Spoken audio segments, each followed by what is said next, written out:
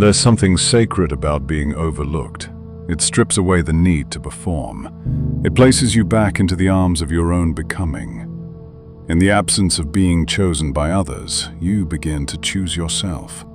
Not as a backup, but as a birthright. You realize that attention isn't the same as love, and noise isn't the same as meaning. Sometimes the most powerful moments happen when no one's watching. The world may forget what you've done, but your being is not a resume. It's a living presence, and presence doesn't need proof. There is beauty in becoming irrelevant to the wrong people. It clears the space for you to become essential to yourself. You stop chasing rooms where you are barely tolerated and start building spaces where you feel deeply seen, even if it's only by your own soul. You learn that you were never meant to fit everywhere. Some spaces require your absence to reveal their truth. Some rejections are divine interventions. In stillness, you begin to remember who you were before you became what others needed. Before the expectations, before the masks, before the applause. And what you find there is not broken, it is not empty, it is untouched. It is you, quiet and whole. Being forgotten teaches you to be enough in your own arms, to whisper your name in kindness, to become your own home. In a world that demands constant proving, the forgotten ones are the ones who discover how to simply be. They know how to sit in the silence without drowning. They learn how to bloom without being seen. Your soul is not a brand. Your life is not a pitch. You are allowed to exist just because. So let them forget. Let them move on. Let the spotlight fade. You're not here to impress. You're here to awaken. And if you feel invisible, remember, you are only hidden in places where you were never meant to stay. There comes a time in life when you are not chosen, not called back, not remembered, not invited.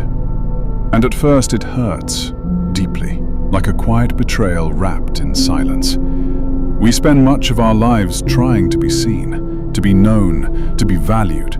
But what happens when the world looks past you? Being forgotten feels like erasure, as if your presence was never significant enough to echo.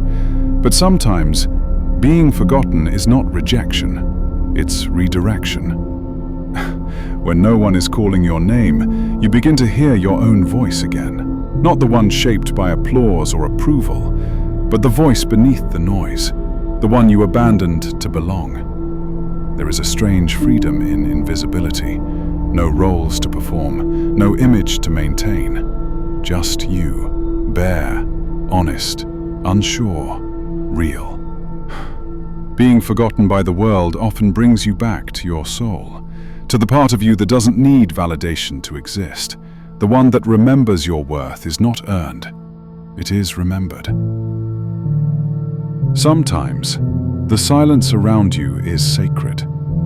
It is not the absence of connection, it is the presence of something deeper, something growing quietly beneath the surface. People forget you when they are busy chasing what shines, but gold is not always what glitters, and truth is rarely loud.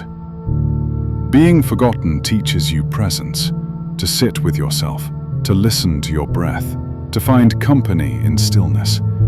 This is not loneliness, it is solitude, and they are not the same.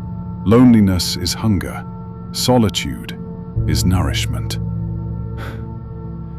You are not invisible to yourself, and in the quiet you begin to see more clearly, not just the world, but who you truly are within it. What a gift, to be no one's expectation, to lay down the weight of performance, to simply be. The world may forget your name, but your soul remembers your purpose. And that is a deeper kind of remembering. So the next time you're left out, passed over, or left behind, breathe. Smile softly. You're not lost. You're being invited inward, and what you'll find there is everything you were trying to become out there.